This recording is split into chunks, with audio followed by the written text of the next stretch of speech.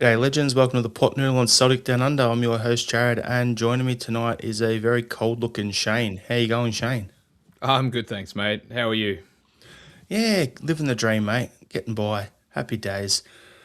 Double the delight of a couple of trophies. Can't complain. But yeah, I think we've got something to get into with your beanie that you're wearing. So if you want, we'll just get straight into the elephant in the room on that for the Australian guys over here, and then we'll have a bit of a chat, and then we'll crack on into the pod.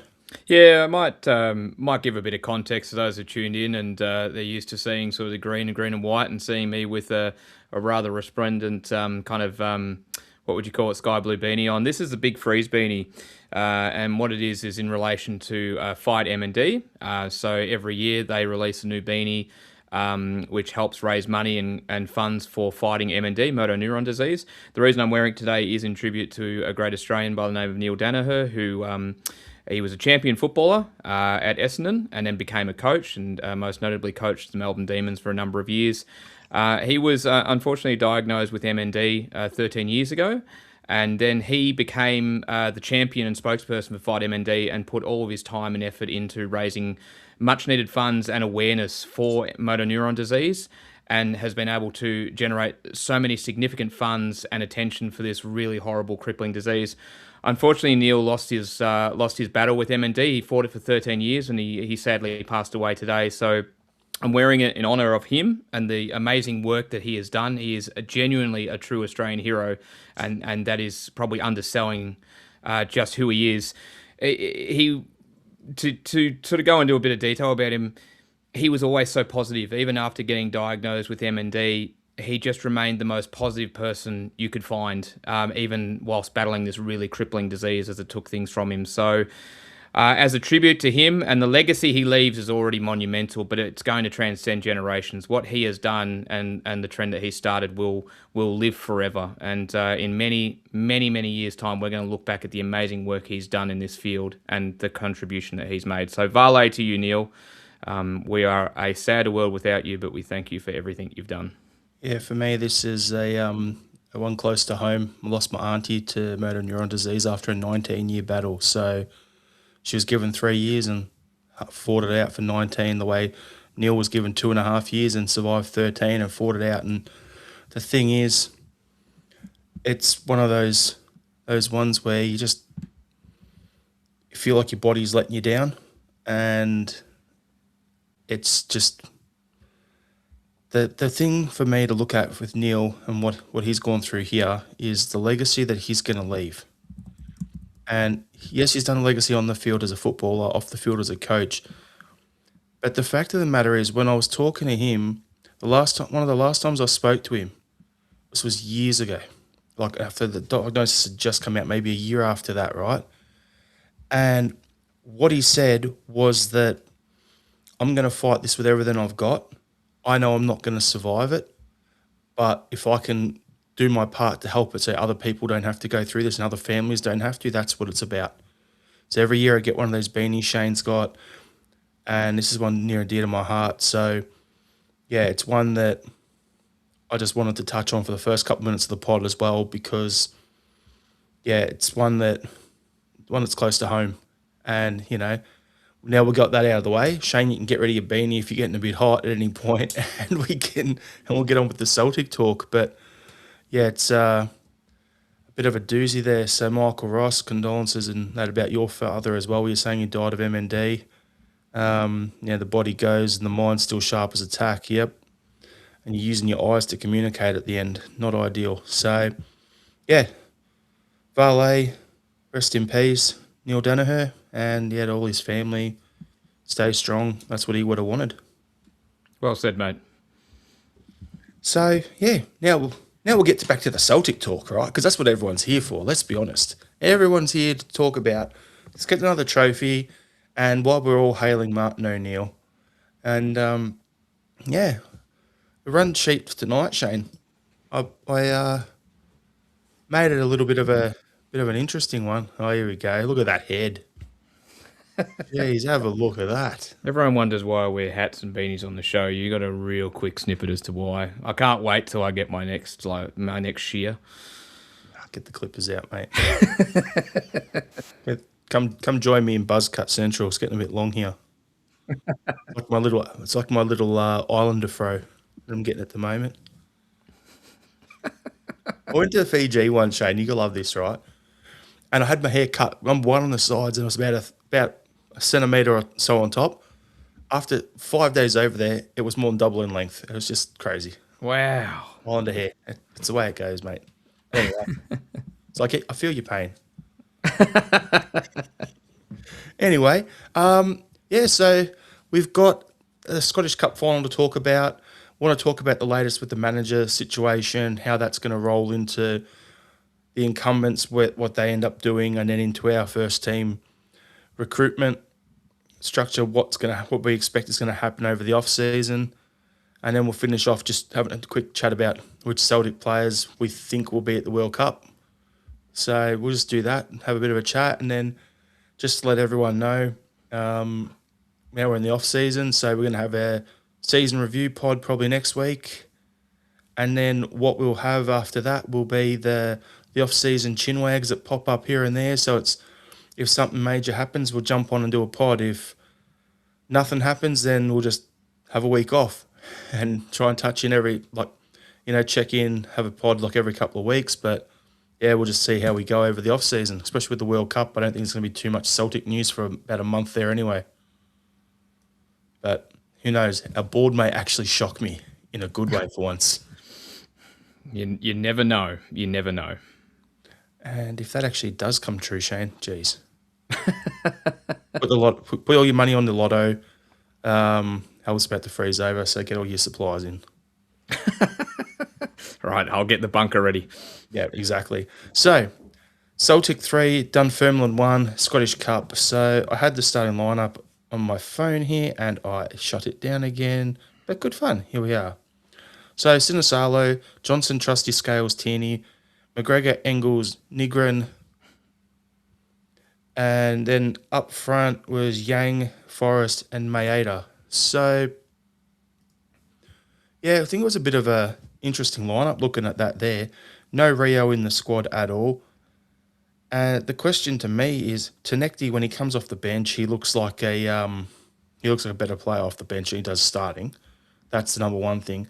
But the question that I'm about to ask you, Shane, you think back to a certain greatest Australian football manager in the history of the game, in Ange Postecoglou, when he came to Celtic.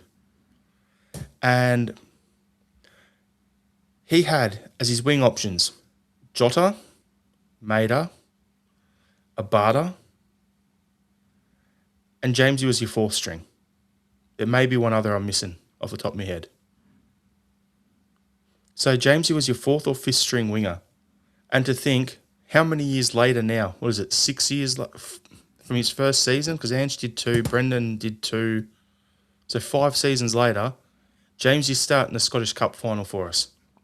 It's crazy, isn't it? It's ridiculous. Like, I'm looking at it going, I don't know how to process that. Is that a managed decline that we had that level of player all those years ago?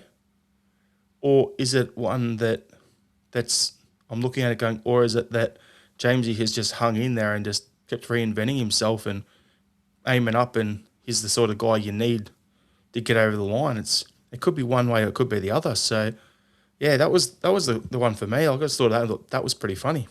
I think it's more kind of indicative of where we are, to be honest with you. Not to be negative on Jamesy.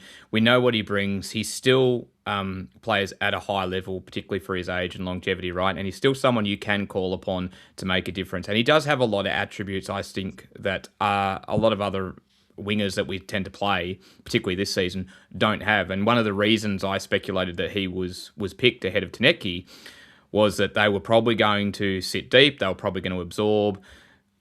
You know, it didn't make sense to really have a player cut inside and sort of come into an area that's going to be already heavily congested. You're going to want someone who's going to actually play as a true winger, try and hit the byline, stay outside as much as possible. And so I think that's why Jamesy was selected. But getting back to your earlier point, yes, he does continue to sort of defy his age, and his longevity is his credit, and he still does very well. But this kind of highlights where we are in terms of our recruitment And if you compare our winger options, and we've all waxed lyrical about the likes of Yang this season and his Come prepared, improvement. Shane. I look forward to going through that. Yeah, if you compare our winger options this season to Ange's first and even Ange's second season, it makes for a really poor comparison. Yeah, it's a strange one, but good on him. At the end of the day, he's come through the academy. He's our most successful, most decorated player in the history of the club. Like, if James gets the nod in a cup final, he's got that know-how, then go for it. I've got no problem with that at the end of the day. Yep. So just to touch on something here, McLaughlin's saying, is it true to say Ange like one winger and the other a wide player to be a back post predator? Pretty much. That's pretty much a summary, and yeah. And then Andrew saying we've got a few players that can't play 90 minutes, a few too many. Yeah, and we'll get into that a bit later on. Gonna be a bit of a discussion to be had, I reckon. So, Shane, first half. I'll be honest with you, I have not seen the full game yet. Okay, I went away hunting on the weekend, so I was up bush. So I thought the game was on Sunday for some reason, not Saturday. So yeah, I missed it. So I've only seen the highlights. So I'm gonna have to rely on you, Shane. But yeah, do your first half spiel. Off you go. Go for a Um, waffle. no, look, I'll try and keep it brief, to be honest with you, because there wasn't an awful lot to write home about. Look, we started okay. You know, we had control of the ball. We're getting a little bit of love down the left, but it just wasn't really clicking in that final third yet again. Weren't able to make or create many sort of gilt edge chances early on. If anything, they probably had the best chance where Johnson was kind of just sort of like shuffling the ball back to Sinisalo, and I can't remember the name of the Dunfermline player that nicked in and almost knocked it past Sinisalo. If it wasn't for Liam Scales, they'd probably go 1-0 up. Look, we had control of the game, but we weren't really making much happen up until probably the Maeda goal, to be honest with you, which was just an awesome ball through from AJ.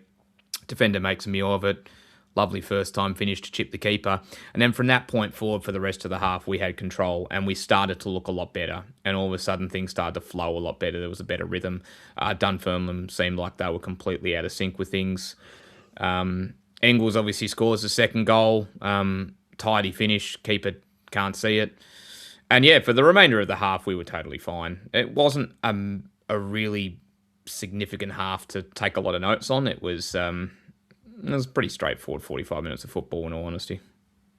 Yeah, it was. We'll touch on it. Days when he doesn't have to think. Some of the shit he does with goals wise is just crazy. It was a fair strike, and about time seeing Arnie Engels just absolutely just blasting a shot from way at the top of the box. Like, how often have we wanted to just have, put the foot through it and see what happens? So, bit of a Howard server shot there. That was good to see as well. Definitely. And then in the second half, from what I've seen and what I've heard, second half was pretty much a nothing. There wasn't much going on in that until late on when, we had a goal chalked off and then Ihanacho with the fancy feet and then so on. But I'll let you go with it. A little bit. I'm actually going to sort of give Dunfermline and particularly Lenny a bit of credit here. So he makes a couple of changes at halftime. He brings off one of their strikers. He brings on a couple of players, and importantly, he asks them to be more physical, and they were more physical, right? They were getting stuck in a bit more. I wouldn't say they ever put us under a significant amount of threat, though they did have a couple of set pieces. But what Lenny did a really good job of getting Dunfermline to do in that second 45, particularly early on, was make it uncomfortable for us.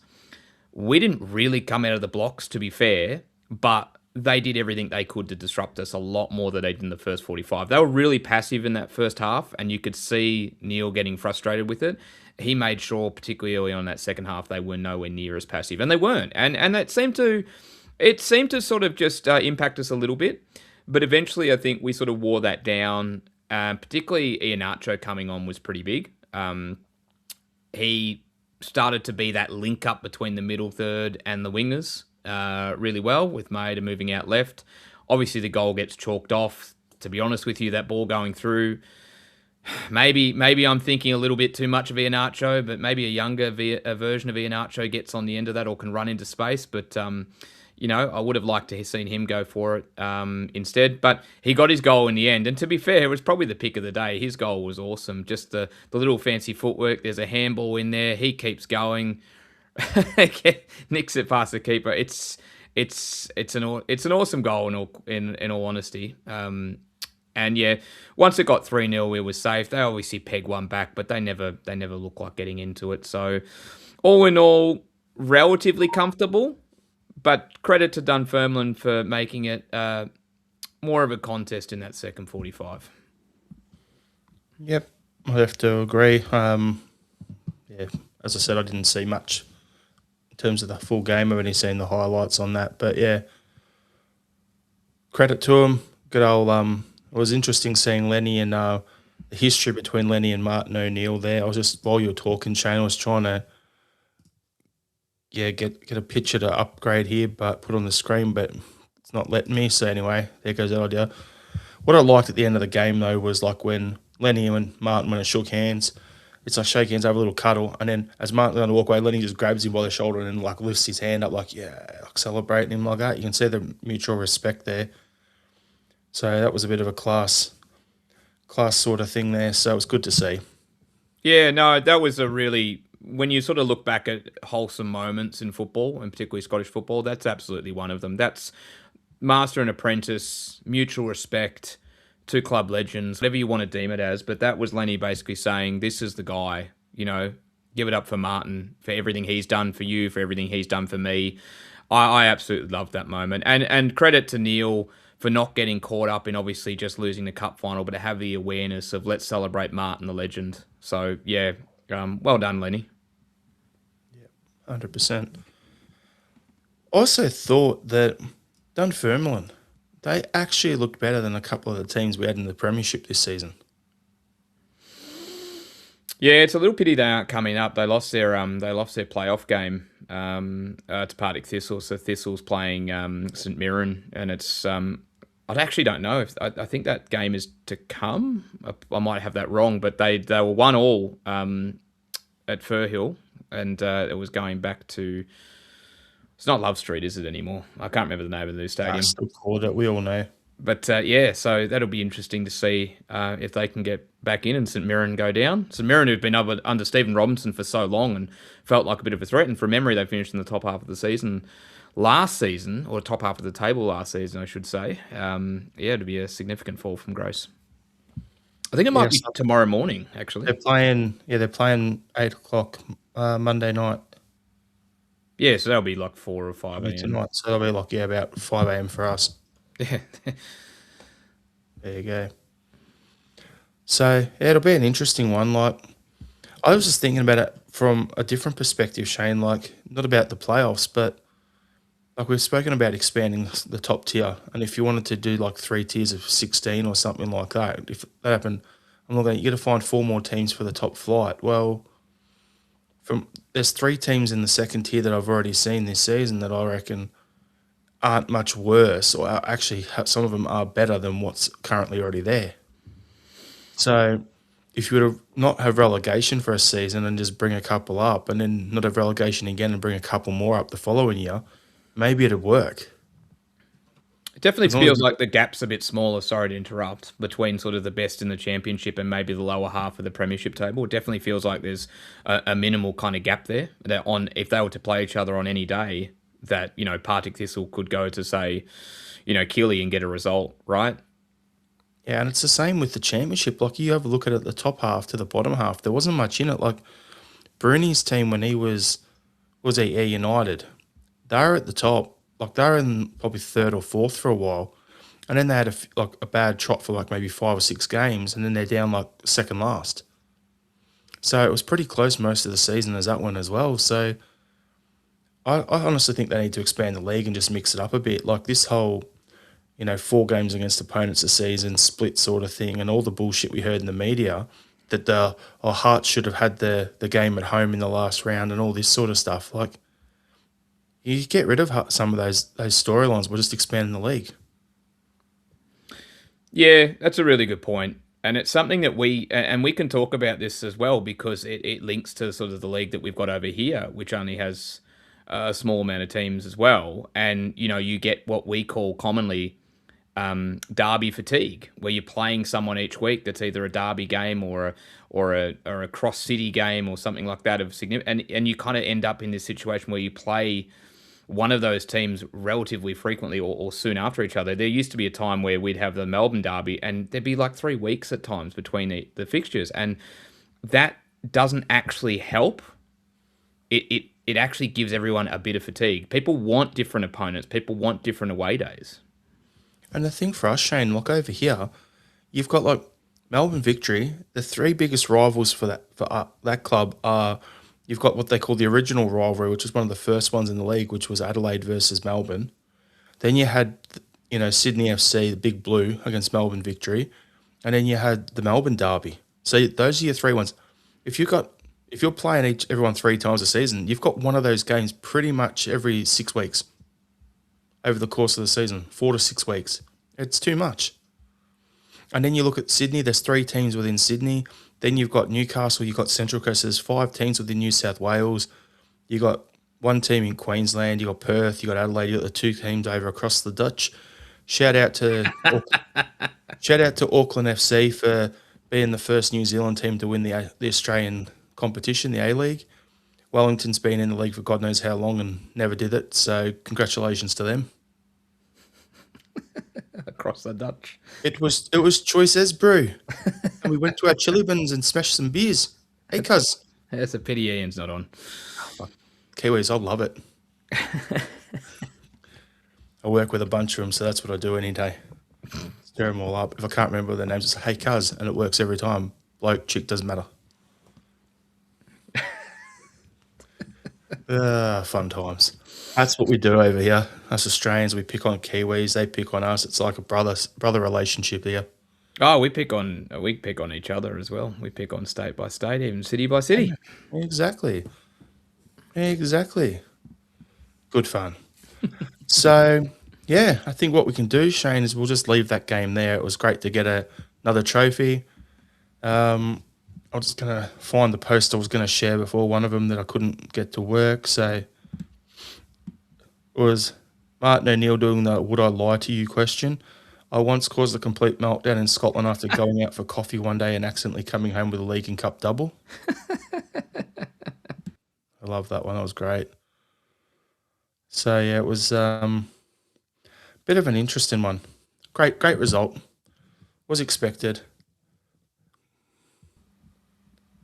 Pedro Picasso is saying, don't be talking too much shit now, boys. Scotland's not big enough to have an expanded league. Too many meaningless games.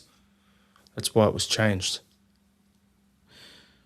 So you're telling me going and playing St Mirren away twice a season and then going to Dens Park twice a season is anything better than playing Partick Thistle or playing, Dunfermline? I don't know. It is I think just further to that though, just sort of expanding on that point though, there is genuine drawbacks or potential drawbacks to expanding the league, right? And that is not just necessarily around the meaningless games, but also the sustainability. How sustainable is it?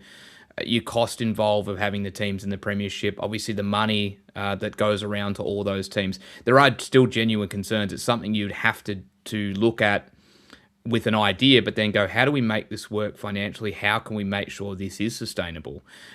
Great in theory, just like same in Australia, awesome in theory, but there is so much that needs to go right behind the scenes that I can understand people's, and including the league bosses, sometimes their sort of, I guess, their trepidation to do it. Because if you're going to do it, you don't want it to fall flat either. That's the other thing. So there's legit concern there. I get it. Yeah, look, I'm just did the quick maths there while you're talking, Shane. So if you went to a 16-team league, you could still play your 38 games. This is going to sound really weird, right? So you'll play all 15 other clubs once at home, once away. There's 30 games. Then you split it.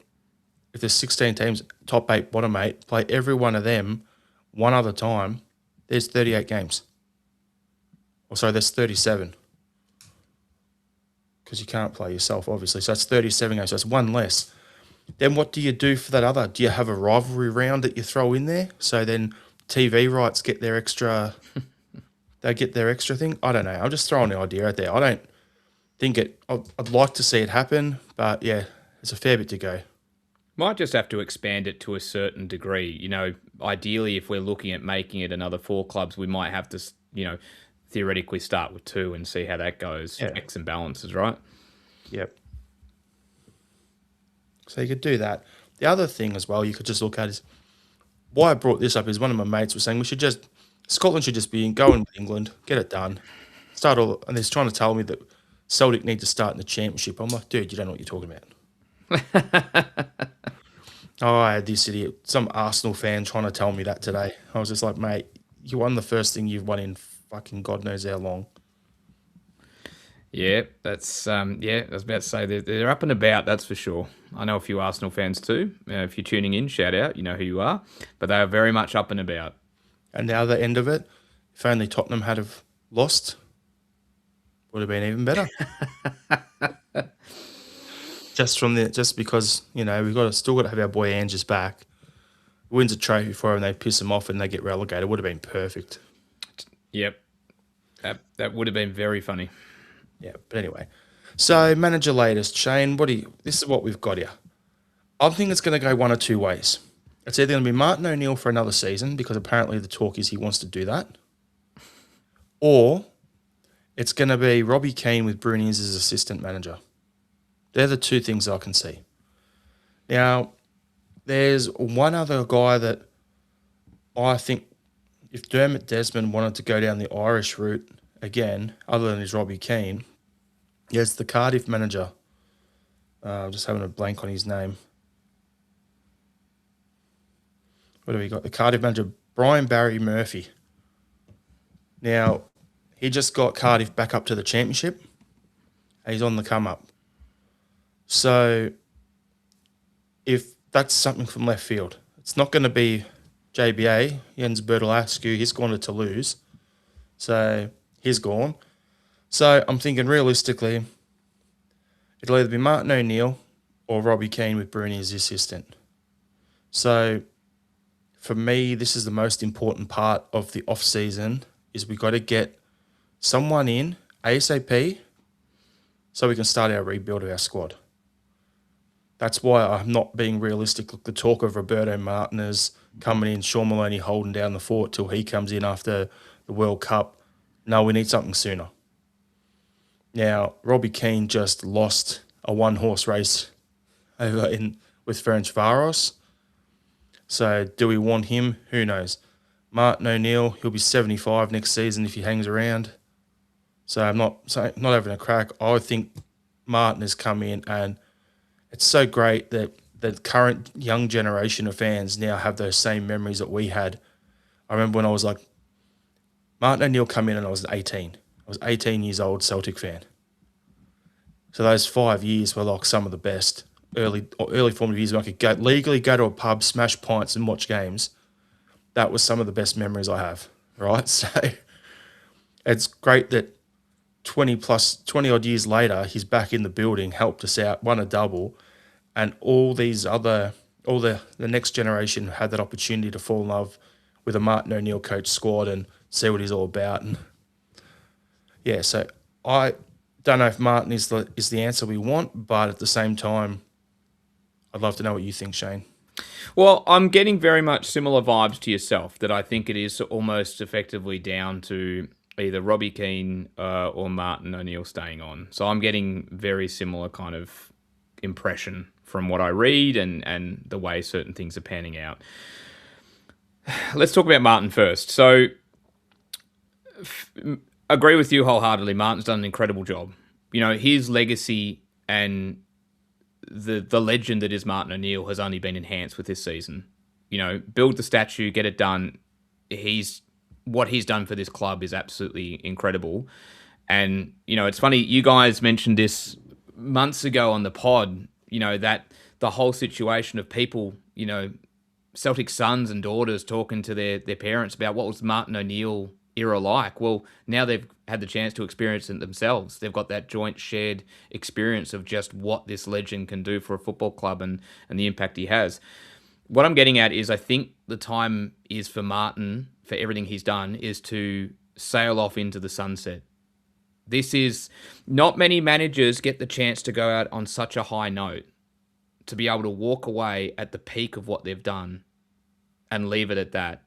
That massive achievement. And this, do not undersell anyone, do not undersell just how significant an achievement winning the league and the cup double this season was, with all the upheaval and everything we went through. Do not underestimate just how hard and difficult that was. And I think only one man could have got us there, and he did.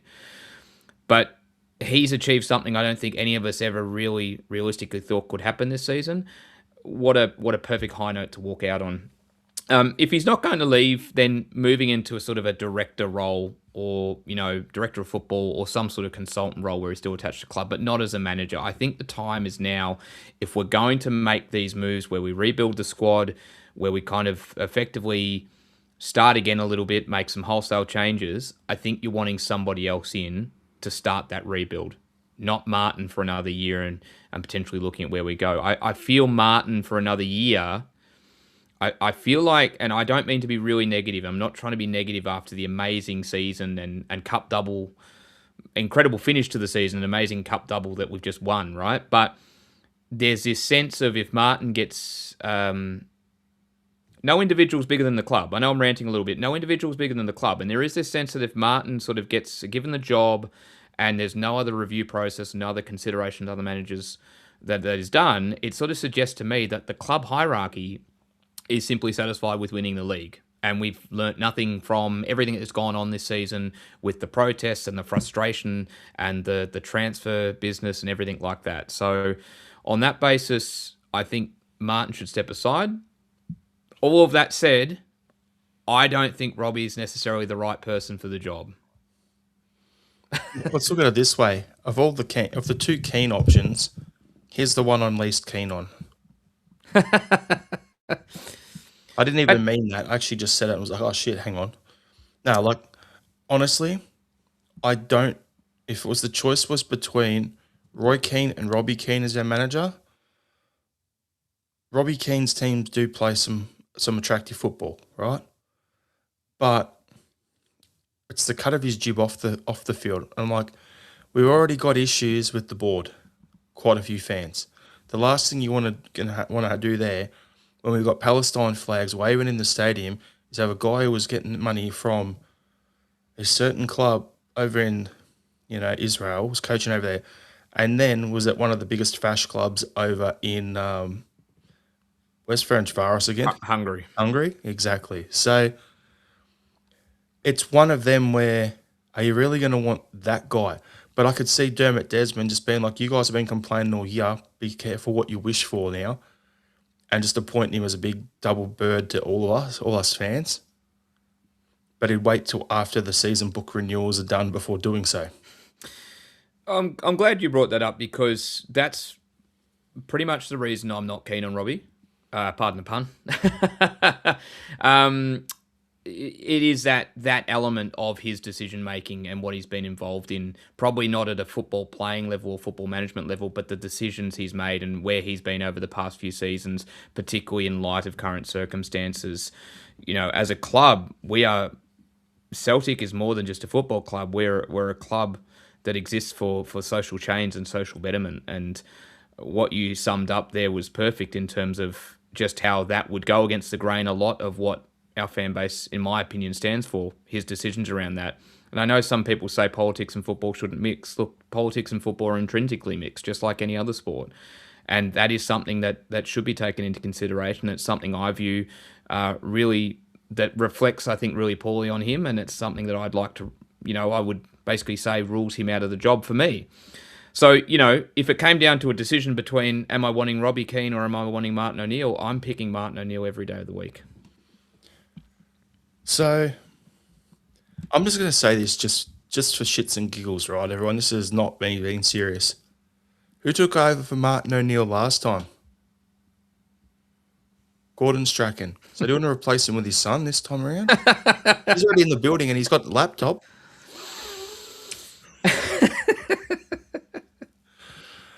No, I'm joking there, but yeah. Anyway, it's There are genuinely a couple of good candidates out there potentially, right? There's a few of them that are now outside of our space, like the Ipswich manager's no chance. They've just been promoted to the Premier League, right? So that's not happening. Rules Kieran Obviously, Banner out. Yeah. that's right. And JBA, it turns out JBA was ours to lose. Oh, dude, I love the tweet that if you wanted to lose, you could have just signed for Rangers. There's still plenty of good candidates out there. There are possibilities. I'd like to think that we are doing our due diligence, but you think of back when Ange was coming in, not to make it, it's obvious in an Australian pod, we have an Australian sway on things, but think about how significant a change that was with the way that the club looked at different options, found Ange, brought Ange in. There's a real opportunity to do something similar here. I'll jump on that. Can I quickly, Shane? Yeah, go Sorry to for cut it. you off. Paul on Axon was saying, like, if you look back over the managerial appointments since Dermot Desmond's been at the club, which managerial appointments have been Dermot Desmond ones? Martin O'Neill, Brendan Rodgers. Trying to remember who the other one he said was. Gordon Strachan was one. And then you look at who are Lawwell appointments. Ronnie Dahlia, Ange Postecoglou. And then you have a look at who are the current boards things. Wilfred Nancy. So just using that as an example, rattling off a few names here and there. Ronnie Dahlia was a Lawwell one as well, right? So if you're going to, you either had Dermot Desmond appointing, the Lawwell / City Group people allocating ones to you, and then because our board, I don't think Dermot Desmond is going to let our board do the deep dive like you're hoping and you were talking about there, Shane, because he gave him that bit of string last time around, and look what we brought in. We got Wilfred Nancy. Well, I don't see us going as left of field sort of thing here, like bringing Ange in from Japan like we did last time, because of one simple fact that we just butchered it bringing in Nancy. It's a really good point, actually, and it's a pity that we're going to be spooked off by that to a degree because there's so many factors to that Nuncy appointment that made his position very difficult when he came in, right? And sometimes you get it wrong if you go out on a limb, but then sometimes you can find an Ange Postecoglou and get it incredibly right. High risk, high reward sometimes, and people shouldn't be so scared. And particularly this position, it's an off season. We know there's going to be some pretty significant change.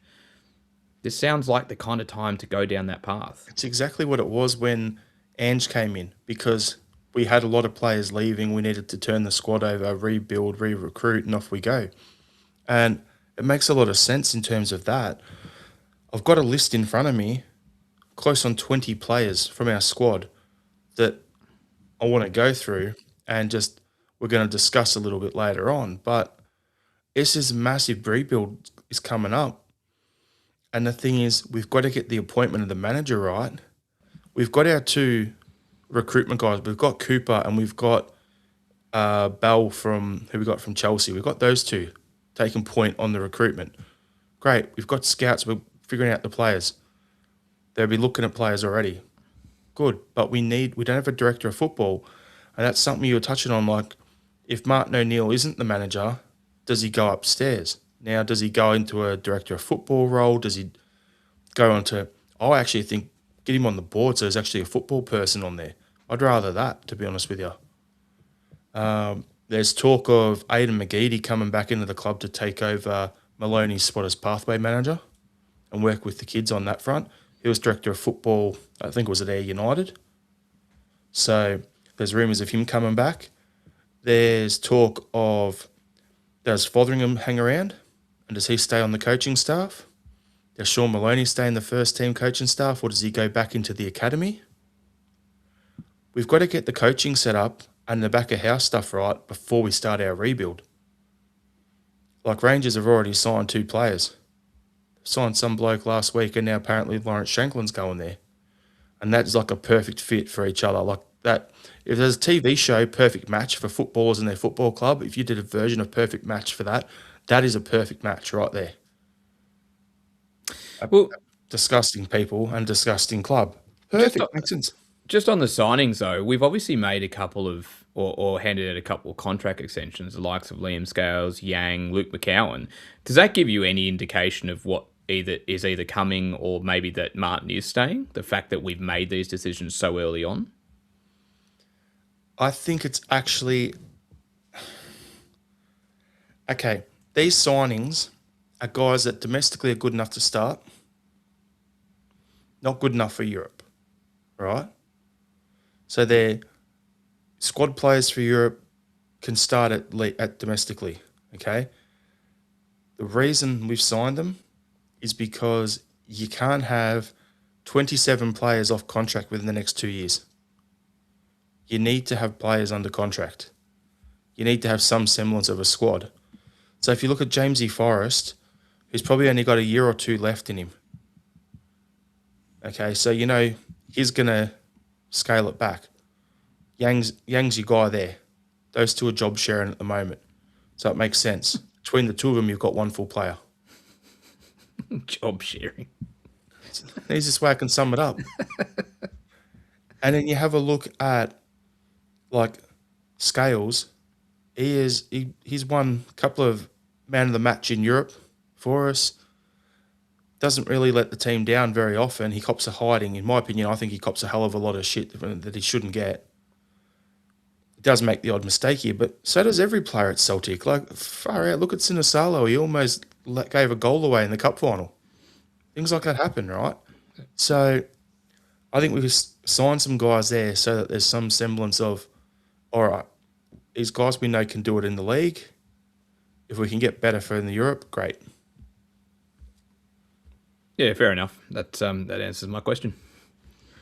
So with the manager stuff, I'm just going to bring up some comments here. So Andrew Galea is saying, unless Martin O'Neill is able to do 2 years at least, I'd get someone else in to rebuild and bed in his new squad. Yeah. Andrew's also saying, Rene Mullenstein was spruiking for Graham Arnold to Celtic. Yeah, I heard. Now, Shane, we've got to dig deep dive into this one. Because I was going to stay away from it because Graham Arnold's an absolute flog. And Dan, if you're tuning in, eat a dick, mate. Okay? Graham Arnold, absolute filthy pig of a football manager. Cannot stand him. His teams suit. When he was the manager of Australia, I refused to watch Australia play. That says how much I cannot stand watching his football teams. They don't play good football. They hammer throw. It's like watching a Mourinho team that's, taking a bunch of heroin.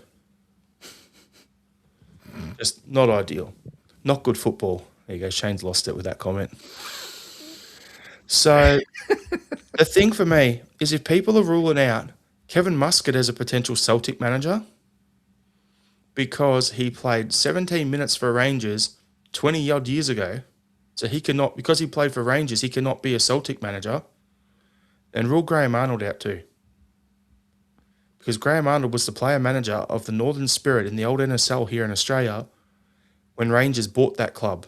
So he was a direct employee of Rangers Football Club and a member of a coaching staff over here running one of their feeder clubs. Not happening for me. Done.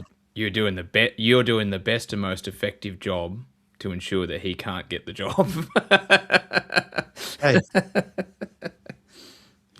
He's a fucking idiot.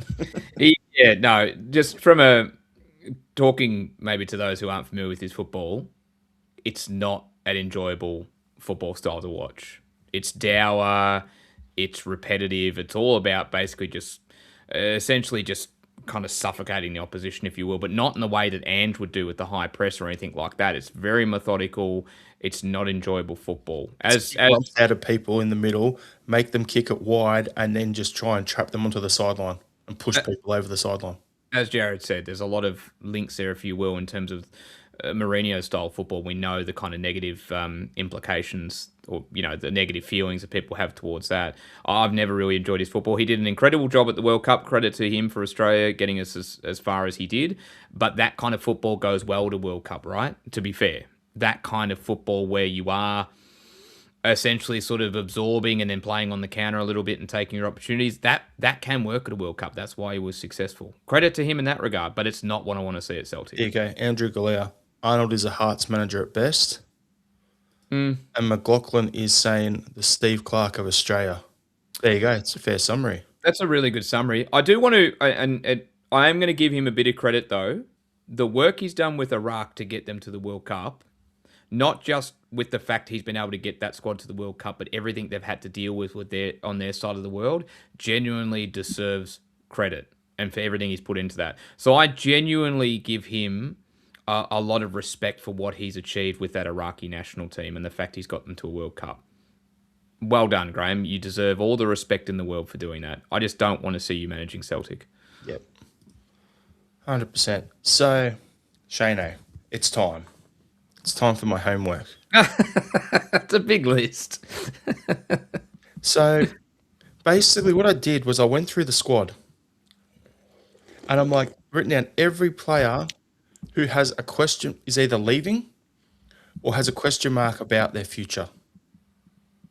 So there's no point diving into players like Callum Osmond. We know he'll be there next season, right?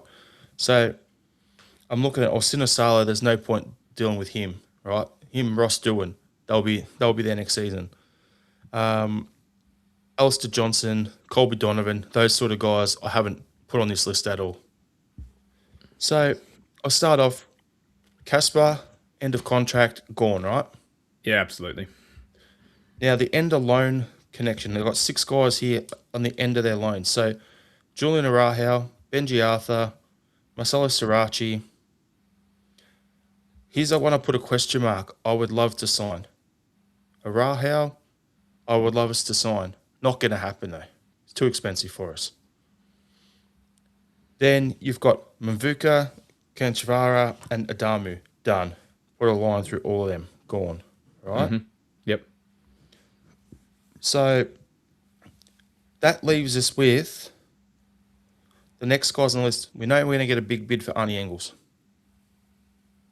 And probably be in the fee of, the Matt O'Reilly sort of level.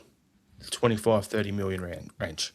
If we get that money, that's our business. 2 years at the club, 2 to 3 years, triple your cash, bang, invest and get another level quality player again. Do I have faith that the club is able to do that? Not off this year's record in the transfer market, but at the same time, that's our model. So Engels may go. Rio, he's done. Bernardo, done. I'd love to see Ox extended for 1 more year, just for a bit of veteran presence in the squad. And get a full preseason into him. I don't know how you feel about that one, Shane. No, I've liked what I've seen from him, and I agree. I think if you have someone in for that full preseason, get them to gel with the new manager as well. And you're right, he's got a lot of experience that we can call upon. We can't get rid of absolutely everybody. Gavi boys spot on. The who should stay list wouldn't take long. Yeah, I know. We've done it in reverse. Yeah. We all know Maida, he's gone. I'd love him to stay, but it's not going to happen. The next one, though, is Iheanacho. I would love him to stay 1 more year as well. He's starting to come into it. Actually get a preseason into him. What is he, like 28 years old? How old is he? Only 28. I think so, 28 or 29 or something like that. I might have to look this up. If he's under 30, I'm absolutely keen to keep him. Yeah, I may have completely misread that and got him and Dazen's ages confused. He is 29. He'll be 30 in October. Yeah, give him another year. He's shown enough to warrant it, hasn't he? And he's come up big in some big fixtures. You need big game players. Yep. Then Balikwisha, go on, get out. I'd take 50 cents and a packet of crisps for him at the moment. Just like, piss off. You're rubbish. Then we get into the guys who are out on loan. So Shin and Kenny. I think Johnny. Well, Shin never really fired. I think he's out. He's failed even in Germany. Yeah, and Johnny Kenny, he's had his time. He looked okay under Martin's first spell. It didn't work after that. He's had enough time. Kenny is pretty much like, I think we extended his contract just for resale value. So he'll be gone. Then the guys on loan. Palmer, Wanker, that's for you, Robert Gibson. Gone. Naroski. I don't know on that one. Probably gone. Inamura, will we see him again? No. Home, I don't think he'll be playing again. And then you got Montgomery. Do we keep him just for European quotas? I don't know. It's hard to see many of the loan players are actually coming back, is it? I have the same question about Welsh as well. I have question marks both of them, and all my question mark is for Europe. No, yes, I understand the European argument, but talking about Stephen Welsh in particular, he's obviously done well at Motherwell. That's his level. Yeah, and it would be good for him now that he's found that level and found where he's playing week in, week out and contributing, go off and make that a permanent thing. But if we look at it as well, in terms of Scottish guys, we've got Doohan, we've got Murray, we've got Donovan, we've got Ralston, we've got Tierney. There's 5 already. So we've got our 4 club trained already, and we haven't even. And then you've still got Callum McGregor, so 6 club trained. And McCowan's obviously not. Owen's association trained, so that brings you up to 7. Yep. So then we just got to find one more, which is Jamesy Forrest, is your 8. So you go at 6 club trained, Yeah. 7 club trained, and that gives us our 8 for Europe. Yeah, there you go. So we don't even need to worry about Welsh or Monty. Or Montgomery. Yeah. So there you go. So that's why I had them. So those 2 can go. So that brings me down to the last 2, which are questions. Nigrin, if we get a good enough offer, what would you do? Oh, sell, absolutely. If we get an offer north of 10 mil for him, sell. I was going to say north of 15, bite the hand. There'll be some championship club will give you 15 million because that's just pocket money for him. Well, and obviously the big factor to this, and you mentioned it earlier in the pod, just how much your coin and value goes up if you have a really decent World Cup. The thing with him, like if you had Norwich City coming in, they'd throw 15 million at a player like that. Let's be honest. They're the sort of club that would. The issue with Nigrin is it's going to come down to who's our manager and what formation are they going to play. If they're going to play with like 2 up front and an actual 10 behind them, then keep him. If you're not going to play with a 10, then no. See, for me, I actually disagree a little bit. I think if we're going to play that kind of modern day number 10, the kind of role that a Stuart Armstrong or a Tom Rogic really made their own, I can't see him doing that effectively. Should even Ryan Christie was better than him. He's just, you need, and we're talking about, that's a good one. We're talking about Tommy Rogic, who's the GOAT, in my opinion. But obviously, he would get subbed out on 60 minutes. He wasn't the quickest fella, but he had quality. He had touch. He was able to turn. He had all of the attributes you need for that modern number 10 role. He could pick a pass, right? You need someone who's so creative that can make things happen out of nothing. Nigrin has scored some wonderful goals this season, right? He's popped up in the right spots at the right time. But when he's actually having to kind of be that link up, he's got to play that pass. He's got to put that ball in. I feel he's really struggled, and when he's not in games, he's a passenger. So if we went to like a 4-4-2, like you were saying, and he was sort of playing just off the number 9, or is that secondary striker, the old Harry Kewell role that you like to refer to on occasion, I'm all for that because I think that would suit him really well. But if we're actually expecting him to have some sort of midfield involvement, not for me. The thing with Nigrin, the amount of times I saw in our group chat when games were going on saying, oh, Nigrin's an empty jersey, blah, blah, blah, get him off. And then he scores a goal. And then everyone's like, yeah, lucky. That was at least once a month. I think it also depends how we're going to, and this is where the manager question is really important. It depends how we're going to play as well. If we're going to play some high tempo football, anything in the equivalent to what Ange used to play, he's not going to fit into any of those teams, right? Yep. But if we're going to play something that's a bit more circumspect, a bit more premeditated, a bit slower, he's probably going to have a place. And the question as well is if he's playing up front as like the secondary striker off the front of someone, what sort of striker is going to suit him better? Because when he's playing off someone like a Kanchvara or even Big Cal's, right, Iheanacho, he seems like, okay, they're like draw more the defenders in the orbit goes onto them, which gives him more space to do his thing. But when he's up front and he's got Maeda in front of him, it doesn't really work. Yeah, it'd have to be a big physical striker, someone that you're going to pump the ball long to, who can win it, and Negrin can either get on the end of the second ball, or as you said, another big striker who's going to draw players, like an Iheanacho draws players because they know that if he gets on it, he can finish pretty easily. That kind of player. But when you've got someone like Maida or another speedy number 9, whose job is to kind of get in behind, it doesn't work that well. Yeah. I think there's a good point here from Gavi Boy as well, though. Would Nigrin thrive or fade in a better Celtic side? Like, if you had better players around him, would he look better? Potentially, yes, but then if it's a better Celtic side, does he actually make the side, though? That would be my counter argument. Like, yes, he would thrive if we had a team that maybe had better wingers and maybe a better midfield group behind him and maybe a better striker in front of him, potentially, yes. But if that's a team that is at that level, he's probably not making that team. So, yeah. So with that in mind, the last one on my list, is the skipper going to go join Rodgers in Saudi? If anything, this is a perfect signing off for him in terms of, like, you have a look at what he's done. We've come back, we've won it. It sounds like the perfect point. If you wanted to make that move, make some bank before he retires, this is the opportunity, perfect time for him. And there are parallels here with what we talked about with Martin sailing off into the sunset a little bit, right? If he chooses to leave, that'd be similar to Calmac, right? Signing off on that high note after what's been such an incredibly topsy-turvy season. Same as when Bruni signed off and Calmac stepped in as Ange came in. Yeah, so I'm not 100% convinced. I don't want it to happen. I'm just being honest with you.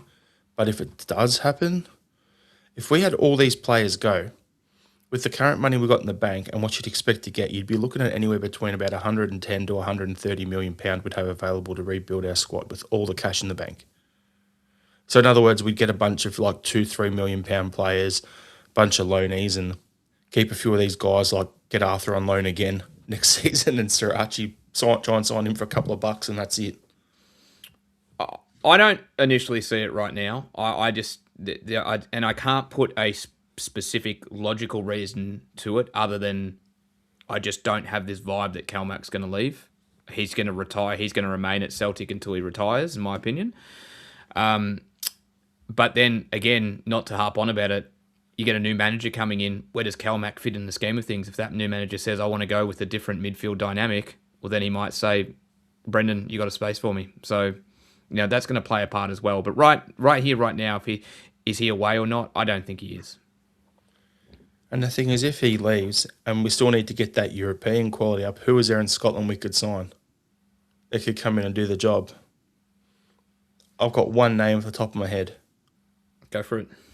Calvin Miller, different sort of player, but bring him home. Counts as homegrown as well. I don't know if he's good enough for Europe, but he's good enough for Scotland. Scottish League again. Be interesting how we deal with not just if we lost Calmac in terms of that midfield role and any kind of Scottish replacement that we could actually, get into for the coefficiency. What's the quota? Sorry, that's the word I'm thinking of. But just the leadership on the park. I often feel like we look a little bit rudderless when he's not on the pitch. Like, even if he's not having a good game, he's still leading by example.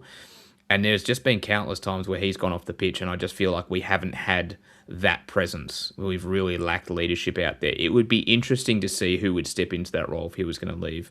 I like what Scales does. Obviously, CCV was a massive loss without his leadership out there. And we've got KT as well. There's some potential there. But I just haven't seen it this season when Calmac's been subbed off or hasn't played. So that would be a very big concern for me. How are we going to replace his leadership qualities? Talking about if you wanted to replace from within a Scottish player, Josh Mulligan from Hibs is who I'd go like for like. Yep. But, yeah, I don't. About the leadership side of it, at least we've got Tierney, we've got Ralston, we've got James. That's why I'd want to keep Ox for another season as well, sort of thing, keep some veterans. So realistically, going through my list, Shane, we're keeping 1, 2, 3, 4, 5 out of 19. Yeah, we've already mooted. It's a big change. So the rumor that I've heard is it's going to be between 12 to 15 out with the same amount coming in. So what I've come up with actually fits spot on into that. So yeah, it'll be interesting. A lot to go with. I just to jump on one of the comments there that mentioned the 3-5-2. This is where Arahal sounds very unlikely. Srirachi also, unfortunately, from what I've read today, sounds like the two clubs are an impasse and doesn't sound like a deal could get done. But in a world where both of those deals could get done, having them as potential wing back options, allowing us to have KT and AJ play as left side and right side central defenders, all of a sudden that 3-5-2 sounds really appealing. So I don't think it will happen. And I think if there's any chance, probably Srirachi is the only one that comes in out of the two. But again, there's a lot of unknowns, isn't there, with this new managerial appointment? It's going to be watch this space sort of thing because I'm looking at it going, if Araha doesn't come in, that's okay. If he came in and we had him and AJ, then great. We'd have options. Colby Donovan can go on loan for a year, get regular first team football and come back to take a spot there. So we do have a young up and coming guy who could play that role, wing back, if we needed to in Donovan. But is it too much too soon? Who knows? Anyway, Shano, World Cup. Which Celtic players are we going to see at the World Cup? Well, he got subbed off at the weekend, so my number one concern right now is seeing KT at the World Cup. I don't know what he's done. I haven't read the latest on him, but he did pull up a little bit sore. Hopefully, it's nothing serious because in that moment I genuinely was worried for him because he's done so much work to get to a World Cup with Scotland. The idea that he might pick up an injury, unfortunately not too dissimilar to Riley McGree, sadly, that might keep me out of the World Cup was genuinely saddening. So I hope it's nothing serious. But we've got a few on the list, haven't we? We've got Just having a look, see who's in it again. so KT. Is Engels still Canada getting in? picked for Belgium? Canada's in because they're hosting, so that's AJ. AJ. I don't think Trusty's made the US squad, has he? From memory. No, I haven't seen the actual squads. I'm just having a crack at who I think could be in there. Engels is usually in and around the Belgian team, so Yeah, just having a look at the lineups and that here. Yeah, so realistically, AJ will be in. Trusty Carter Vickers, who knows? I was trying to see if Uruguay qualified. Yeah, they did. So yeah. we might see Srirachi there. Who knows? Other than that, that's pretty much. Oh, and the Bricky and Tierney will be there. The Bricky's going to a World Cup, everyone. Yeah, I know. It's amazing. Sweden qualified, didn't they? Yeah, they did. So Nigren will be there. Nigren will be there. That's you said Engels. That's pretty much it there. And then up front, Dyson. you're gonna have Days in there. And yeah, that's pretty much it. Who's Tenecti play for again? Tunisia, right? Yeah, and they made the World Cup. They've actually in the same group as Sweden. So There you go. So there's another one for you. So we're gonna have a couple there. well, hopefully a couple to have a decent World Cup that could push their asking price just a little bit higher than what it is right now, right? Yeah, exactly. So yeah, it'll be an interesting one, all things considered. World Cup's coming up. It'll be interesting to see what players we get getting over there, and yeah, fingers crossed we'll none of our players get injured. The ones who are looking for a move play well and they get in the shop window, and yeah, off we go. That's it. Well, I think the easiest thing to say, everyone, is thanks a lot for tuning in. It's been a great season. Appreciate each and every one of you. And we'll have a season review pod next week and go from there. So season review is pretty much going to be us talking absolute nonsense. Like normally we do fearless predictions at the start of the season, then end of them review it. What we're going to do is I'm going to have probably 8 to 10 questions. I'm going to try and get as many of the guys on the pod to give us their answers, put it together, and yeah, then we'll just put a video out of all of that and just have a chat about random chat. So yeah, it'll be good. So anyway, we'll leave it there. Shane, you got a final thought? Just to recap on earlier, just rest in peace, Neil. Thanks for everything you've done for Fight MND. You will be missed, but your legacy will live on forever. My final thought is to address a certain comment early on when I said I went hunting. There was someone in the comment here, a certain Andrew Galea, saying humping or hunting. Such an Australian comment. Love it. Hail, hail, everyone. Thanks for tuning in. And yeah, we'll see you on the next pod. How?